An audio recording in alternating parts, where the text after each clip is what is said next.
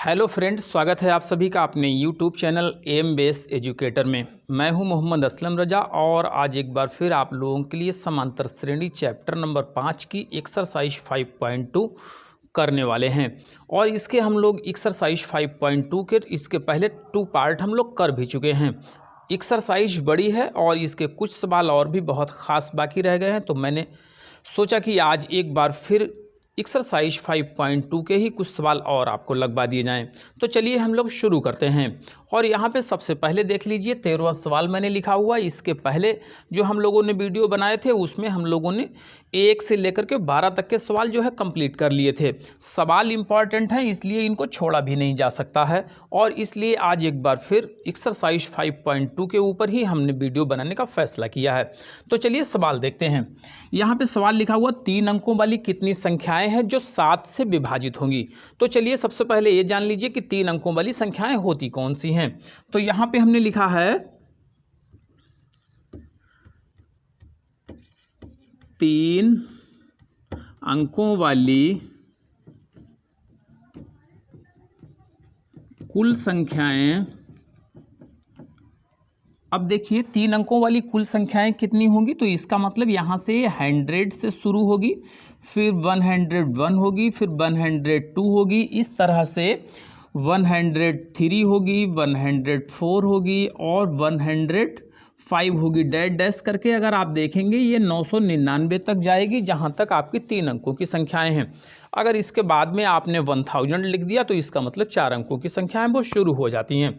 अब आप अपनी समांतर श्रेणी देखिए, इसलिए समांतर श्रेणी क्या होगी? समांतर श्रेणी होगी जो 5 से डिवाइजिबल संख्याएं हैं, सिर्फ उन्हीं की बात कर रहा है। तो अगर इसको देखेंगे 100 को 7 से डिवाइजिबल नहीं है, ये भी डिवाइजिबल नहीं, 102, 103 और 104 भी नहीं, 105 जो देखेंगे वो 7 से डिवाइजिबल है। 7 एकन 7, 3 रिमाइंडर रह जाएगा, 5 उतार के लिखेंगे 35 हो जाएगा, 7 बचे 35 होता है। तो इसका मतलब आपकी श्रेणी शुरू होगी 105 से। अब आपको मालूम है सार्ब अंतर आपका 7 का है, तो इसका मतलब आपको प्रथम पद मिल गया है, इसमें 7 आप जोड़ते चले जाइए, हर अगला पद आपको मिलता चला जाएगा। तो इसका मतलब अगली संख्या इसकी कौन सी होगी? तो ये 112 हो जाएगी और 7 उसमें जोड़ देंगे तो इसका मतलब ये 119 हो जाएगी। इसी तरह से लास्ट तक जाएंगे तो अंतिम जो संख्या है आपकी 999, वो आपकी 7 से डिवाइजिबल नहीं है, 998 भी नहीं, 997, 996, 995, 994 जो है वो आपकी 7 से डिवाइजिबल है। तो इसका मतलब आपकी जो समांतर श्रेणी है वो 105, 112, 119 से लेकर के डैश डैश करके 994 तक की हो गई है, जिसका अंतिम पद आपको 994 मिल गया है और प्रथम पद 105 है। सार्ब अंतर आपको मालूम है 7 है। तो अब हमें निकालना क्या है, इसमें से वो संख्याएं छांटनी है जो 7 से डिवाइजिबल हैं, यानी ये सभी संख्याएं डिवाइजिबल हैं, सिर्फ आपको नंबर ऑफ टर्म्स फाइंड करना है। अब देखते हैं सार्ब अंतर D बराबर आपको मालूम है ये 7 है और प्रथम पद A बराबर आपको मालूम है 105 है और लास्ट टर्म जो है आपको वो भी मालूम है AN = 994 है और इसमें से आपको फाइंड करना है N = कितना है, यही निकालना है। फार्मूला डालते हैं AN = A + n-1 into D। AN आपको मालूम है 994 है, वही यहाँ पे हम लोग भर देते हैं। A की वैल्यू मालूम है 105 है और इसी तरह से N कितने हैं यही आपको फाइंड करना है, तो n-1 ऐसे ही लिखा रखो। अब यहाँ पे D की वैल्यू भरना है जो 7 होती है। अब देखिए 994 ये हो गया है और अगर ये वाला 105 उठा करके इधर लाते हैं तो माइनस का हो जाएगा, = n-1 इंटू 7 जैसे लिखा था वैसे ही रह गया।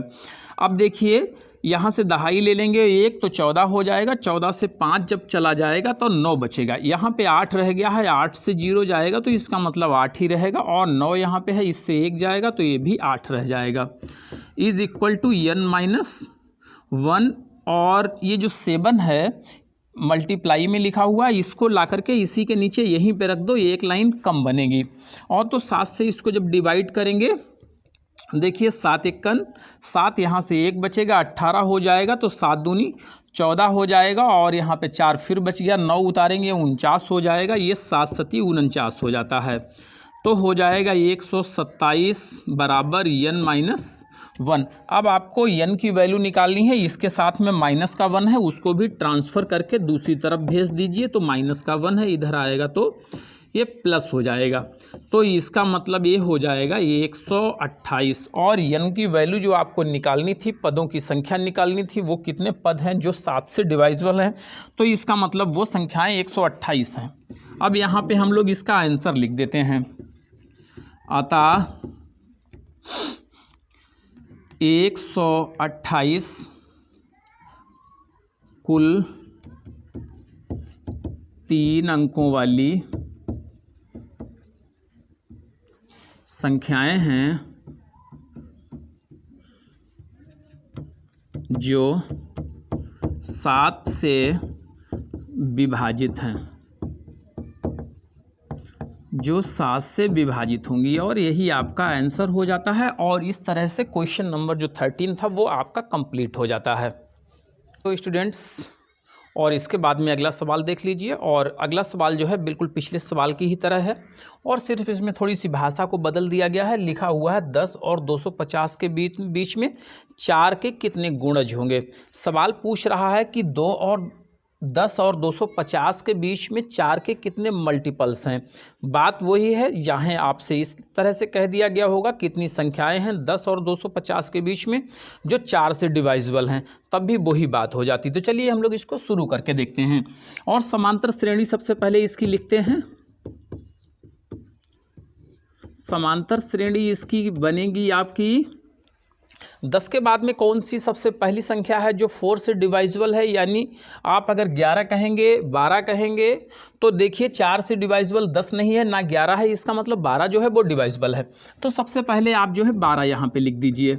12 के बाद में 4 और जोड़ेंगे तो कौन सा हो जाएगा 16, फिर 16 के बाद में 4 जोड़ के कौन सा हो जाएगा 20 हो जाएगा। इस तरह से लास्ट में 250 लिखा हुआ, 250 4 से डिवाइजिबल है नहीं, इसका मतलब 249 क्या हो जाएगा, ये भी नहीं होता है, इसका मतलब 248 जो है वो आपका अंतिम मल्टीपल है 4 का। और इसको आप जब काटेंगे तो 4 से पूरा पूरा कट जाएगा। इस तरह से आपको एक समांतर श्रेणी मिल गई। अब जैसे हल करते हैं, समांतर श्रेणी का प्रथम पद आपका 12 है, अंतिम पद 248 हो जाएगा, ये हमें निकालना है। और डी इन दोनों पदों के बीच का जो अंतर है यानी 4 है, वही होता है। देखिए समांतर श्रेणी का प्रथम पद ये बराबर हुआ है 12। सार्व अंतर आपको मालूम है, A2 माइनस का A1 होता है, यानी 16 से आप 12 को घटा के देख लीजिए, या डायरेक्ट ऐसे ही 4 लिख दिया होता, क्योंकि 4 के गुणज ही आपसे पूछे भी गए थे। अब इसमें देखिए अंतिम पद आपको दिया हुआ है, हमने लिख दिया अंतिम पद AN इज इक्वल टू 248 है। अब पदों की जो संख्या है, पदों की संख्या यानी n जो है वो आपको मालूम नहीं है, और यही आपको फाइंड करना है। चलिए सवाल को जो है फार्मूले में रख के देखते हैं। AN is equal to A plus n-1 into D. AN आपका कितना है 248 है, वही लिख दिया है। A की वैल्यू कितनी है 12 है, n मालूम नहीं है, इसी को फाइंड करना है, लेकिन D मालूम है 4 है। अब इस वाले पूरे हम टर्म को लेफ्ट साइड में जो है ट्रांसफ़र कर लेते हैं, और 248 को राइट साइड में रख देते हैं। अब देखिए n-1 इंटू 4 जैसे लिखा था वैसे ही लिखा हुआ, 248 लिखा हुआ था, ये 12 आएगा, प्लस का इधर था, इसका मतलब ये माइनस का हो जाएगा।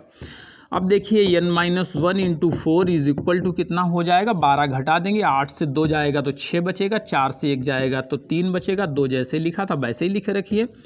तो n-1 बराबर कितना हुआ 236 को अब 4 जो है ये 4 से डिवाइड करना पड़ेगा।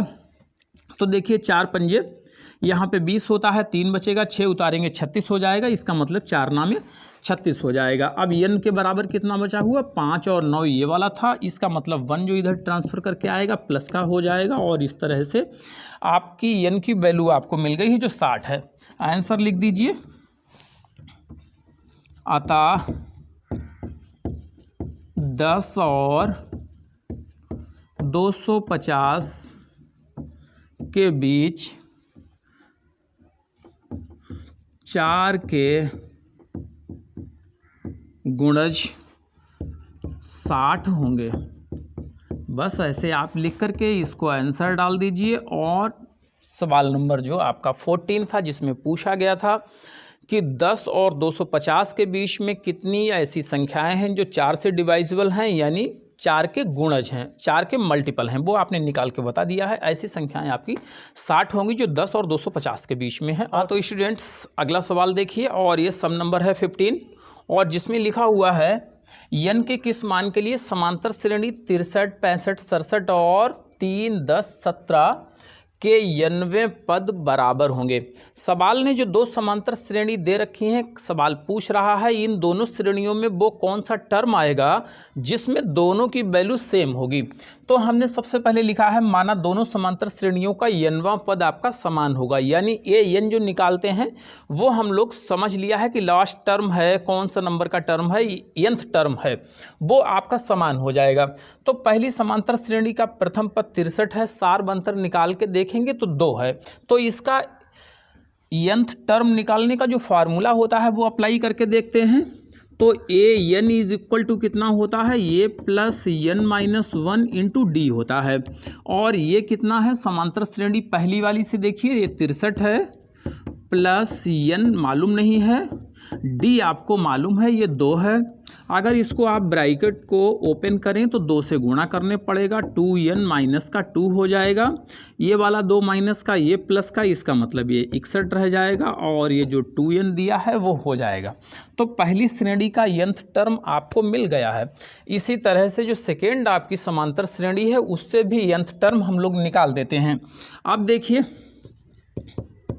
दूसरी समांतर श्रेणी का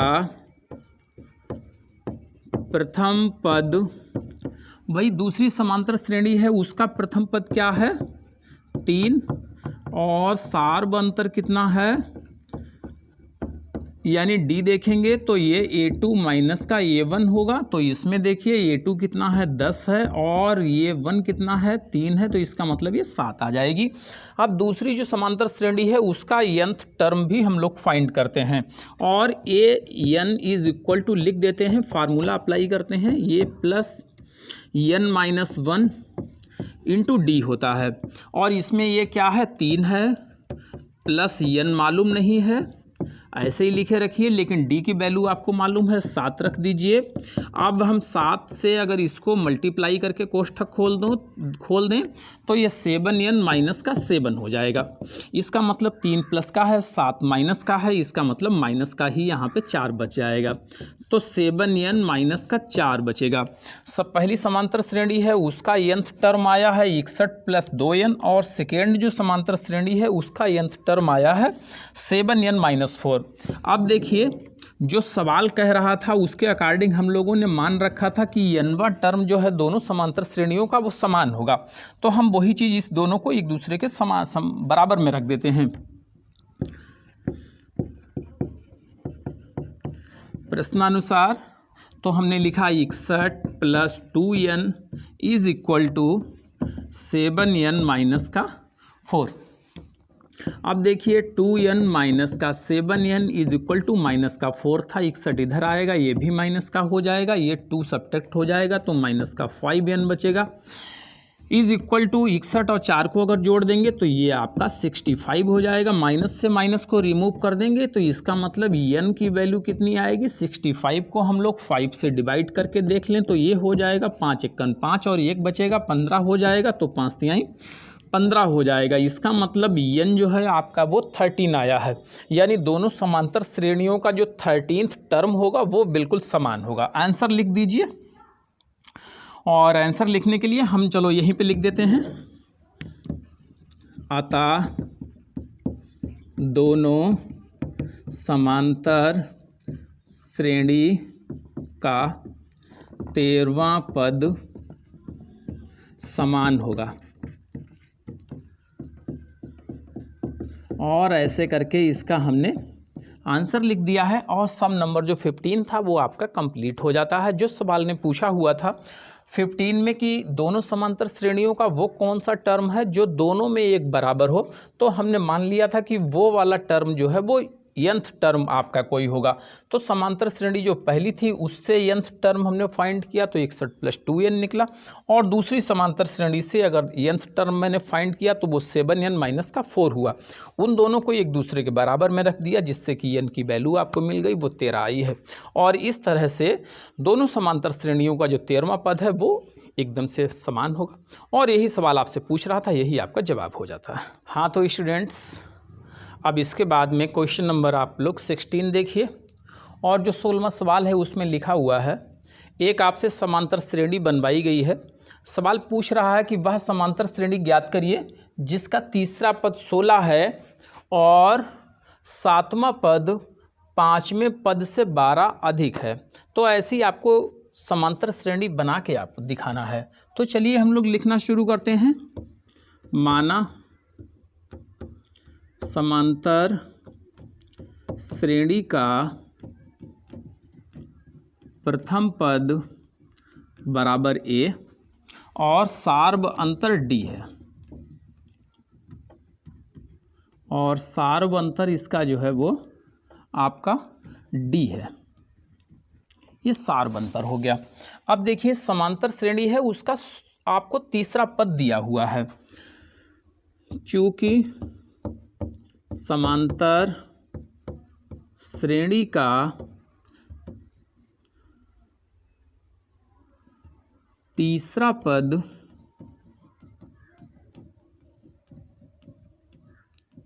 सोलह है, इसलिए a + 2d = 16 कर दीजिए और इसको आप समीकरण नंबर 1 का नाम दे दीजिए। अब जो सवाल कहता है जिसका 7वां पद 5वें पद से 12 अधिक है, यानी 7वां पद भी उसका निकाल दीजिए और 5वां पद भी निकाल दीजिए। अब देखिए 7वां पद कौन सा होता है? समांतर श्रेणी का 7वां पद बराबर a + 6d होगा। और इसी तरह से समांतर श्रेणी का 5वां पद a + 4d होगा, क्योंकि आपको मालूम है समांतर श्रेणी जो होती है उसका जो जनरल फॉर्म होता है a + d, a + 2d, a + 3d, a + 4d ऐसे होता है। तो इसका मतलब जो 5वां पद आता है वो a + 4d होता है और जो 7वां होता है वो a + 6d होता है। अब देखिए इसमें आपको लिखा क्या था, हमने लिख दिया है प्रश्नानुसार। अब सवाल कह रहा था 7वां पद जो है वो 5वें पद से 12 अधिक है। तो 7वां पद आपका कौन सा है? a + 6d, और 5वां कौन सा है? a + 4d। अब ये 7वां जो है ये 12 अधिक है, तो इसका मतलब अगर 5वें वाले को आप 12 अधिक कर दें तो इसका मतलब ये दोनों आपस में बराबर हो जाएंगे। या तो इस वाले 12 को a + 6d से आपने सब्ट्रैक्ट कर दिया होता, तब भी ये दोनों एक दूसरे के बराबर हो जाते। अब देखिए बराबर के दोनों तरफ बराबर संख्याएं हटा दी जाती हैं। तो यहाँ पे जो आपका 6d लिखा है 4d को ट्रांसफ़र करके लाएंगे तो साइन इसका चेंज हो जाएगा। तो 4d सब्ट्रैक्ट कर देंगे, 2d बचेगा और ये 12 आ जाएगा। इसका मतलब d = 6 आ जाएगा, 2d = 12 है। तो इसका मतलब d कितना आएगा? 6 आएगा। 2 से उसको डिवाइड कर देंगे 12 को। अब देखिए d की वैल्यू आपको मिल गई है, अब a का मान भी मिल जाए तो इसका मतलब आप समांतर श्रेणी बना सकते हैं। तो हमने वही चीज़ लिख दी है, d का मान समीकरण 1 में रखने पर, और समीकरण 1 क्या थी? a + 2d, और d कितना था? 12 = कितना था? 16। अब हम लोग यहाँ पे इस सवाल को लगा लेते हैं। तो a इज इक्वल टू कितना हुआ, देखिए 16 जो लिखा हुआ था वैसे ही लिखे रखिए, 6 को 2 से गुणा करेंगे 12 हो जाएगा प्लस का, और ट्रांसफ़र करेंगे तो इसका मतलब ये माइनस का हो जाएगा, और यहाँ पे आपका बचेगा 4। 12 और 4 16 होता है, यानी प्रथम पद आपको मिल गया है और डी भी मिल गया है। समांतर श्रेणी अब आपको बनाना है। अब हमने लिख दिया है समांतर श्रेणी का सामान्य रूप ए होता क्या है भाई, देखिए ए प्लस डी, ए प्लस 2d, और इस तरह से आगे बहुत लंबी लाइन आप लिख सकते हैं। तो ए का मतलब तो वही 4 है, 4 लिख दिया। ए प्लस डी की वैल्यू कितनी है, यहाँ पे देखिए ये 6 थी, वही इसमें लिख दिया। 4 प्लस 2 इंटू डी की वैल्यू कितनी है, 6, वही लिख दिया। तो ये 4 और 6 4 ये 10, और ये 6 दूनी 12 और 4 16 हो गया है। डैश डैश कर दीजिए। इस तरह से समांतर श्रेणी वो आपकी बन गई है जो सवाल ने आपसे पूछी थी। सवाल कह रहा था वो समांतर श्रेणी आप लिखिए जिसका तीसरा पद 16 हो और सातवां पद पांचवें पद से 12 अधिक हो। तो तीसरा पद आपने देख लिया 16 आ गया है। अगर इसका आप सातवां पद लिखेंगे तो कितना आ जाएगा, अगर आप करके देखें, वैसे आंसर आपका यहीं तक हो गया है। जवाब आप इसी को लिख दीजिए। लेकिन अगर आप सातवां पद निकालना चाहते हैं तो देखिए यहाँ पे सातवां पद था a प्लस 6d, और d की वैल्यू आपकी कितनी थी, वो थी 6। तो इसका मतलब 6 छंग 36 और 4 ये कितना होना चाहिए था, 40 होना चाहिए था। और इसी तरह से पांचवा पद कितना था, a प्लस 4d था। तो a की वैल्यू है 4 प्लस 4 इंटू डी का मतलब कितना था, 6 था। तो 6 चौक 24 और प्लस 4 ये 28 होता है। अगर 28 और 40 के बीच का डिफरेंस देखेंगे तो ये 12 ही आएगा। यानी जो सवाल आपका कह रहा था उसके अकॉर्डिंग आपने जो समांतर श्रेणी बना के दिखाई है वो बिल्कुल सही है। और इस तरह से सम नंबर जो आपका 16 है वो कंप्लीट हो जाता है।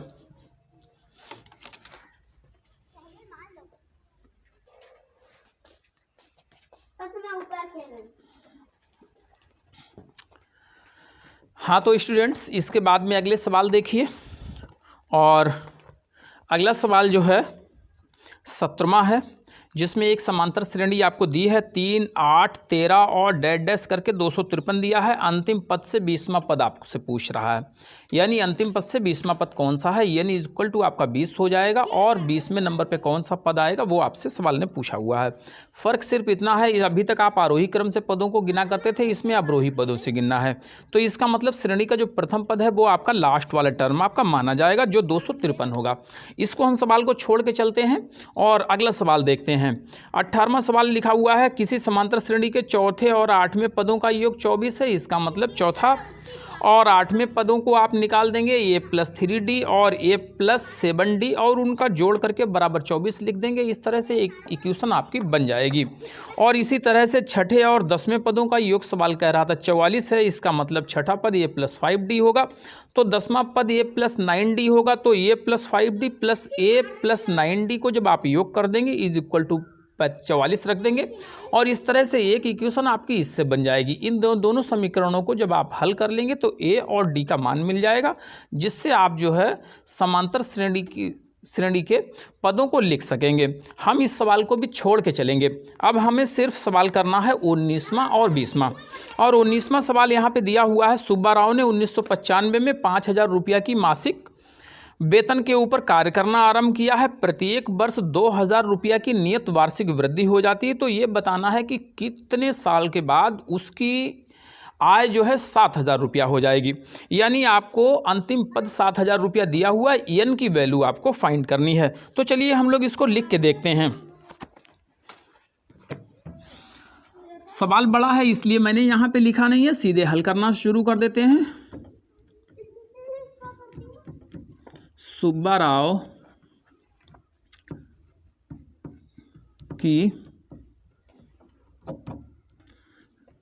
राव का लिख दिया है मासिक वेतन कितना है,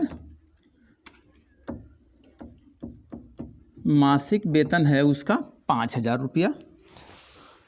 सुब्बा राव का मासिक वेतन है ये 5,000 रुपया मासिक है, 5,000 रुपया है। अब देखिए नियत वार्षिक वृद्धि, उसमें एक क्या होती है, नियत वार्षिक वृद्धि, और ये होती है 200 रुपया की। इसका मतलब 1995 में इसने सर्विस शुरू करी थी। यहाँ पे देखिए 1995 भी लिखा हुआ था, अगर यहाँ पे सन भी लिख दिया जाता तो और भी बेहतर हो जाता, लेकिन नहीं लिखा तब भी उससे कोई ख़ास फर्क नहीं पड़ने वाला है। अब हम इसकी समांतर श्रेणी बना के लिखते हैं, इसलिए समांतर श्रेणी कितनी होगी इसकी समांतर श्रेणी आपकी बनेगी। देखिए पहले साल उसका वेतन रहा है 5,000 रुपया। अब अगले साल 1996 में कितना हो गया होगा, 200 रुपया बढ़ा होगा, तो इसका मतलब ये 5,200 रुपया हो गया होगा। फिर उसके बाद में 97 में कितना हो गया होगा, ये 5,400 रुपया हो गया होगा, और इस तरह से इसका वेतन बढ़ता गया होगा। अब सवाल ये बताना है कि लास्ट में इसको चाहिए है 7,000 रुपया, और ये सवाल पूछ रहा है ये जो अंतिम आपका पद है, लास्ट टर्म है, एन की वैल्यू दी है 7,000, ये कितने वर्षों के बाद हो जाएगा, यानी आपको एन बताना है। अब देखिए समांतर श्रेणी का प्रथम पद, ये बराबर तो आपको मालूम हो गया है, ये 5,000 है, सार अंतर आपका 200 है, सार अंतर जो आपका डी है वो आपका है 200 रुपया, ठीक है। और अंतिम पद आपको दिया हुआ है, अंतिम पद का मतलब ये एन बराबर आपको मालूम है, ये 7,000 है। अब कह रहा था पदों की संख्या नहीं मालूम, यानी कितने वर्षों के बाद हो जाएगा, तो पदों की संख्या जो है n होती है, और यही आपको मालूम नहीं है, यही फाइंड करना है। चलिए इसको फार्मूले में डाल के देखते हैं, और इसमें आपका फार्मूला क्या होता है, ये n is equal to A plus n minus 1 into D होता है। ये n आपको मालूम है 7,000 है, ये आपको मालूम है 5,000 है, plus n minus 1 into D मालूम है आपको 200 है। तो इसका मतलब ये 7,000 माइनस का 500 बराबर n माइनस 1 इंटू 200। अब ये 500 इससे घटा देंगे, ये 6,500 बच जाएगा, और n माइनस 1 बचेगा, इसका 200 ये हटाएंगे तो इसके नीचे ला करके रख देंगे इस तरह से, ये दोनों जीरो इसके कट जाएंगे, और 65/2 आ जाएगा यहाँ। हाँ देखिए स्टूडेंट्स, यहाँ पे सवाल में थोड़ा हम लोगों ने मिस्टेक कर दी है। यहाँ पे देखिए 500 नहीं था, ये 5,000 था, और यही हम लोगों ने गलत कर दिया है। इसको हम लोग सही कर देते हैं, तो इसका मतलब यहाँ पे ये 5,000 होता, और जब ये 5,000 होता तो इसका मतलब यहाँ पे आपका ये 2,000 बचा होता। चलिए थोड़ा सा हम सवाल को हटा देते हैं। हाँ तो स्टूडेंट्स देखिए, यहाँ 7,000 से 5,000 को अगर सब्ट्रैक्ट करा जाएगा तो इसका मतलब ये 2,000 रहना चाहिए था, और n माइनस 1 इंटू 200 जैसे लिखा था वैसे ही लिखे रखते। अब देखिए 2,000 को यहाँ पे 200 से भाग दे दीजिए, क्योंकि n माइनस 1 के साथ में ये गुणा में रखा था, इसीलिए इसको बराबर वाली संख्या के नीचे ला करके रख दिया है। 2 से इसको काटेंगे तो इसका मतलब ये 10 आ जाएगा। तो n minus 1 is equal to 10 हुआ है, तो n के बराबर कितना हुआ है, 10 प्लस 1 तो बराबर ये 11 हो जाएगा। यानी सवाल ने जो कहा था कितने वर्षों के बाद में सुब्बा राव का वेतन 7,000 रुपया हो जाएगा, तो इसका मतलब उसको 11 साल लगेंगे, 11वें साल में उसका वेतन 7,000 रुपया हो जाएगा। तो हमने लिख दिया अतः 11वें साल में सुब्बा राव का वेतन 7,000 होगा। और इस तरह से सम नंबर जो आपका 19 था वो हो गया है। सुब्बा राव ने जो 1995 में काम करना शुरू किया था 5,000 रुपया के मासिक वेतन पे, 200 रुपया अगर पर ईयर उसकी इंक्रीजमेंट होती रहती है तो इस तरह से 11 साल के बाद सुब्बा राव को 7,000 रुपया मासिक वेतन मिलना शुरू हो जाएगा। और इस तरह से सवाल का जो जवाब था वो आपका हो गया है। ऐसे आज हमारी एक्सरसाइज 5.2 जो थी पूरी तरह से कंप्लीट हो गई है। और आज का हमारा प्रयास आप लोगों को कैसा लगा है? अगर ये अच्छा लगता है तो प्लीज़ हमारे वीडियो को लाइक करें और चैनल को सब्सक्राइब कर दें और अपने दोस्तों के साथ में शेयर भी ज़रूर करें।